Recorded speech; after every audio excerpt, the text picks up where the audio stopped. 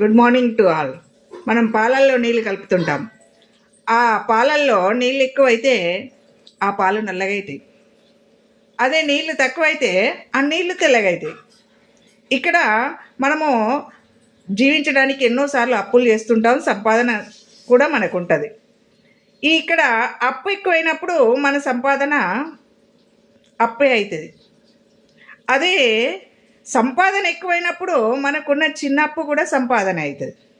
ఎలా మరి? సంపాదన ఎక్కువై అప్పు తక్కువై అది మన సంపాదనని ఎలా అలగొడుతున్నామంటే, మన సంపాదన ఎక్కువైనప్పుడు మనకున్న చిన్న అప్పును మనం ఏదో మంచి పెట్టుబడి కోసం వాడుకుంటాం. అప్పుడు మన సంపాదన, ఆ చిన్న అప్పు కూడా మన సంపాదనే. అదే అప్పు ఎక్కువైనప్పుడు మనకున్న చిన్న సంపాదన అప్పుకే కట్టేస్తాం. అప్పుడు అది సంపాదన కాకుండా పోతుంది. కాబట్టి ఎప్పుడు కూడా అప్పు ఎక్కువ కాకుండా చూసుకోవాలి.